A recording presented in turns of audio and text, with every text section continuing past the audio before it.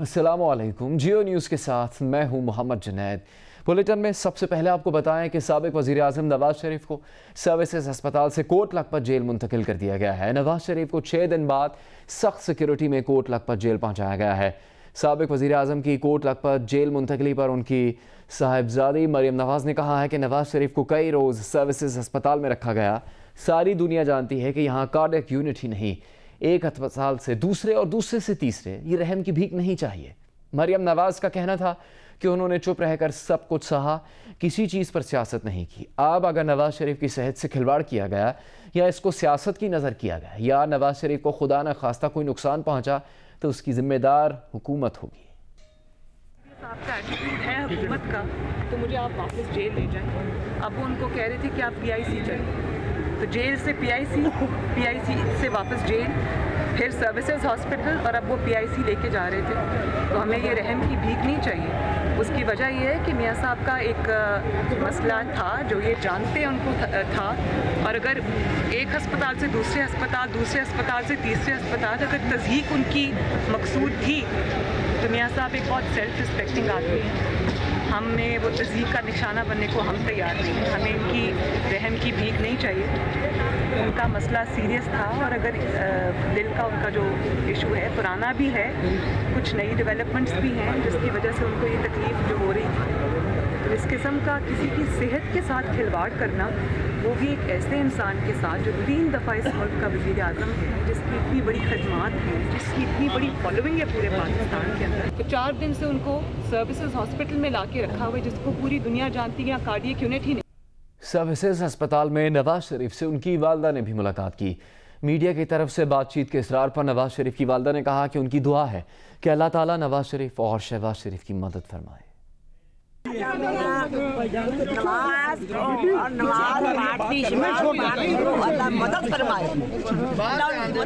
आशियाना housing scandal की समाअत के दौरान एहतसाब अदालत लाहौर ने शहबाज शरीफ की अदम पेशी पर बरहमी का इजहार किया। केस की समाअत के दौरान एहतसाब अदालत के जज ने रिमार्क्स दिए कि आशियाना केस में फर्द जुर्म आयद होना थी। शहबाज शरीफ मीटिंग अटेंड कर सकते हैं तो अदालत क्यों नहीं आ सकते। शहबाज शरीफ के वकील ने कहा कि उनके मौक्किल को रीढ़ की हड्डी का मसला है, लंबे सफ़र से डॉक्टर ने मना किया है, जिस पर अदालत का कहना था कि अगर शहबाज शरीफ की तबीयत ख़राब है तो एयर एम्बुलेंस का इंतज़ाम कर लेंगे। एहतसाब अदालत के जज का कहना था कि रिपोर्ट के मुताबिक शहबाज शरीफ ठीक थे, लगता है बिस्तर में पड़े पड़े बीमार हो गए। आइंदा समाअत पर शहबाज शरीफ की पेशी पर कोई उज़्र काबिल कबूल नहीं। अगर अदालत ने कोई फ़ैसला दिया तो अच्छा नहीं होगा। मेडिकल सर्टिफिकेट देने वालों को भी यहाँ ला खड़ा करेंगे। लाहौर की एहतसाब अदालत ने तहरीक इंसाफ के रहनुमा अब्दुल अलीम खान को 15 फरवरी तक जिस्मानी रिमांड पर नैब के हवाले कर दिया। अदालत में इस समाअत के दौरान नैब प्रोसिक्यूटर ने दलाल दिए कि अब्दुल अलीम खान का 2002 में 1 करोड़ 90 लाख का प्राइस बॉन्ड निकला। अलीम खान के वालिद को 10 करोड़ 90 लाख बाहर से आमदन आई, मगर भेजने वाला कोई नहीं। बॉन्ड तस्लीम करते हैं लेकिन बाहर से आई आमदन तस्लीम नहीं करते। नैब प्रोसिक्यूटर ने कहा कि अलीम खान के असासे आमदन से मुताबिकत नहीं रखते। दौरान समाअत अब्दुल अलीम खान का कहना था कि जो असासे ज़ाहिर किए उनके अलावा 1 रुपया या 1 इंच ज़मीन भी उनके पास नहीं।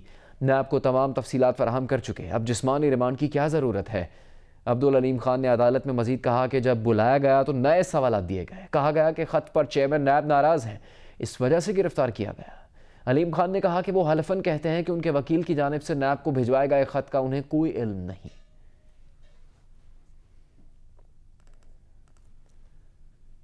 मुस्लिम लीग नून के रहनुमा मालिक अहमद खान ने जियो न्यूज़ के प्रोग्राम जियो पाकिस्तान में गुफ्तगू करते हुए कहा है कि अलीम खान की गिरफ्तारी कानून का गलत इस्तेमाल है। अखलाकी तौर पर जिन पर ज़्यादा इल्ज़ामात हैं उन्हें इस्तीफ़ा दे देना चाहिए।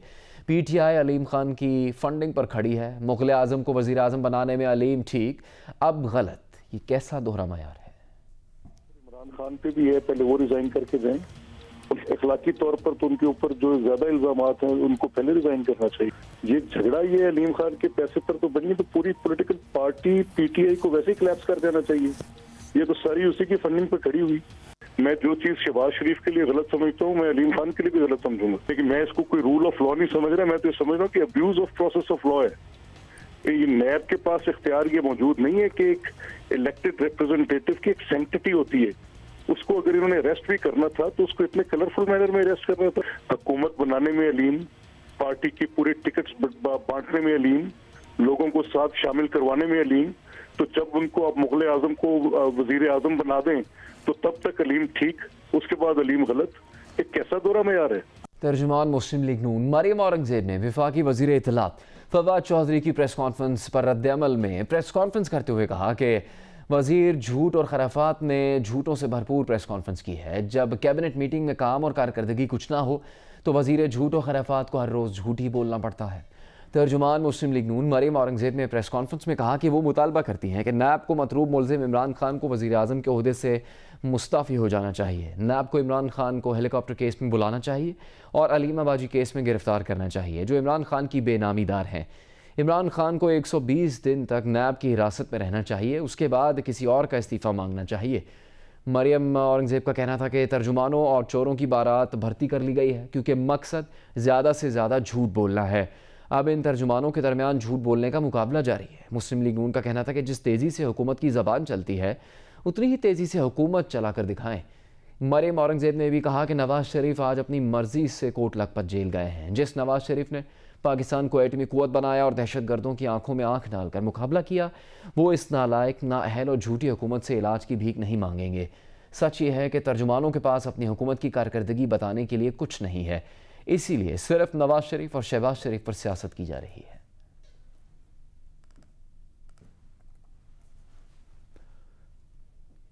دیگر خبروں میں آپ کو بتائیں، پاکستان نے کرتارپور سمجھوتے کے ڈرافٹ کو حتمی شکل دینے کے لیے بھارت کو پیشکش کر دی ہے.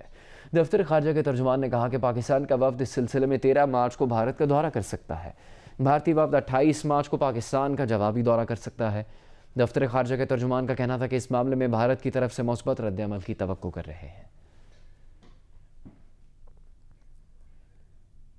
Chief justice Lahore high court نے سانحہ ساہیوال میں جان سے جانے والوں کے لواحقین کو جوڈیشل انکوائری کروانے کی پیشکش کی ہے.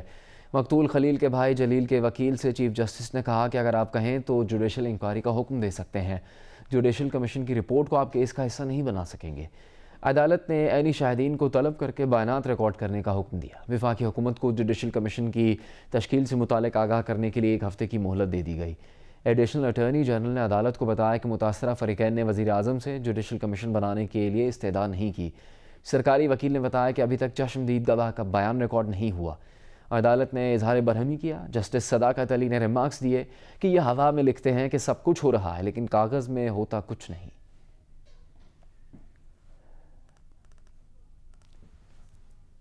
سانحہ ساہیوال پر JIT کی رپورٹ 7 دن میں مکمل کر لی جائے گی. فائرنگ سے مارے جانے والے محمد خلیل کے بھائی نے JIT میں پیش ہو کر اپنا بیان ریکارڈ کروا دیا. جلیل کا کہنا ہے کہ حکومت پنجاب کی جانب سے گارنٹی دیے جانے پر JIT میں پیش ہوئے اور اپنا بیان ریکارڈ کروایا. اس سے پہلے جلیل کا کہنا تھا کہ حکومت پنجاب نے کہا ہے کہ JIT کی تحقیقات پر اطمینان نہیں ہوا تو جوڈیشل کمیشن بنا دیں گے.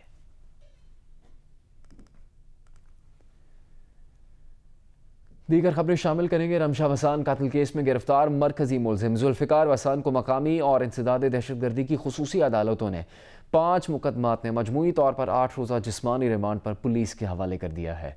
ASP عمران کے مطابق رمشا قتل کیس کے مرکزی ملزم ذوالفقار وسان کا کوٹ ڈیجی کے مقامی عدالت نے 3 روزہ جبکہ انسداد دہشت گردی کی خصوصی عدالت نے 4 مقدمات میں 5 روزہ جسمانی ریمانڈ منظور کیا. ملزم ذوالفقار وسان کے خلاف سنگین نوعیت کے 22 مقدمات درج ہیں. تحقیقات مکمل ہونے کے بعد دیگر مقدمات کے چالان متعلقہ عدالتوں میں پیش کیے جائیں گے. ASP کے مطابق ملزم ذوالفقار وسان نے اپنے 4 ساتھیوں کے ساتھ مل کر 1 فروری کو 15 سالہ رمشا وسان کو گولیاں مار کر قتل کر دیا تھا. Chairman NAB justice retired Javed Iqbal کی زیر صدارت اجلاس ہوا. جعلی اکاؤنٹس کیس میں سپریم کورٹ کے فیصلے پر غور کیا گیا. جعلی اکاؤنٹس کیس کی تحقیقات کے لیے کمبائنڈ انویسٹیگیشن ٹیم تشکیل دے دی گئی ہے. ٹیم کی سربراہی DG نیب راولپنڈی کریں گے. Chairman NAB combined investigation team کی براہ راست نگرانی کریں گے. نیب ترجمان کا کہنا ہے کہ جعلی اکاؤنٹس کیس پر قائم CIT نے کام شروع کر دیا ہے. ٹیمز نیب ہیڈ کوارٹرز اور کراچی پہنچ کر شواہد کی بنیاد پر بیانات ریکارڈ کریں گی. چیئرمین نیب نے سپریم کورٹ کے فیصلے پر مینوان عمل کرنے کی ہدایت کی ہے. نیب چیئرمین نے کہا کہ نیب قانون ٹھوس شواہد پر تحقیقات کو منطقی انجام تک پہنچانے پر یقین رکھتا ہے.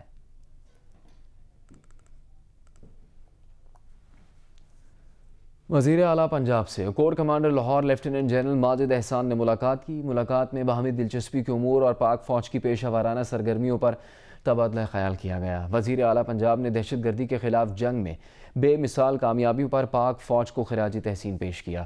عثمان بزدار نے کہا کہ ملک میں امن کا کریڈٹ پاک وطن کے بہادر سپوتوں کو جاتا ہے۔ پاک افواج اندرونی اور بیرونی چیلنجز سے نمٹنے کی پوری صلاحیت رکھتی ہے۔ امن کی بحالی سے سرمایہ کاری میں اضافہ ہو رہا ہے۔ ترقی اور خوشحالی کی منزل پائیدار امن سے ہی حاصل ہوگی۔